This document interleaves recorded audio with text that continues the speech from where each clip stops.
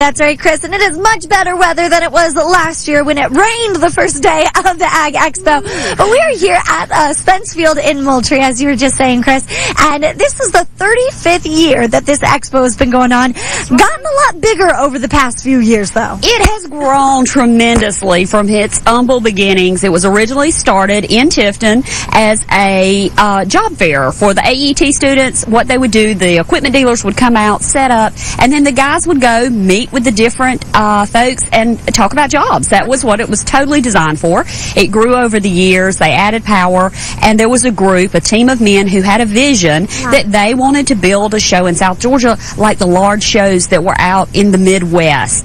Some of those shows have been in existence for hundreds of years. So 100 years or so. And so it was very exciting. They could see this. This was a retired military base. So if you build it, they will come. So that's my history. I'm proud to continue on. I was born and raised in Moultrie, Georgia, and it's so nice to have watched the show grow over the years. And I know what it means to my community. I have a personal vested interest in it.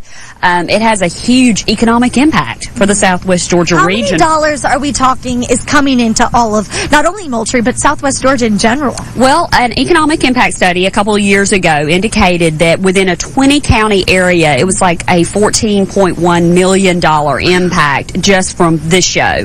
And, millions is what $1 million impact you were talking. That's exactly right. And I'm sure if you talk to the hotels, the restaurants, there's always an influx.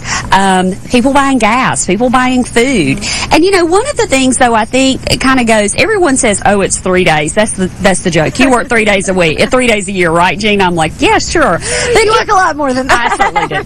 But these groups come in. We have had, for instance, the tent company. They come on site the 1st of October to start setting up the tents.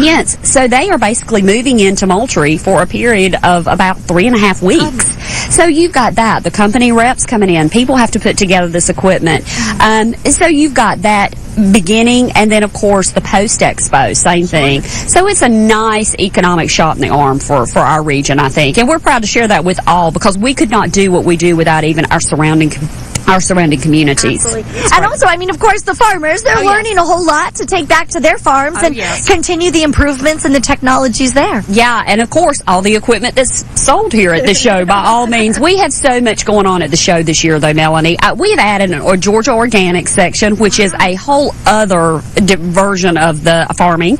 And then we've got, like we've talked before, the livestock section, which is a great educational opportunity. So your gate price, your admission, $10. It gets you in the gate, but that's the only thing you have to pay for other than your food and your drink. And over 300 seminars and demos being offered over the course of 3 days. Tons to learn. Tons of fun to have. And it's all going on today. Gates open at 8:30. 8:30 till 5 today, and then on Thursday it'll be 8:30 until 4. So great. So definitely come on down, have a lot of fun, learn a lot about farming.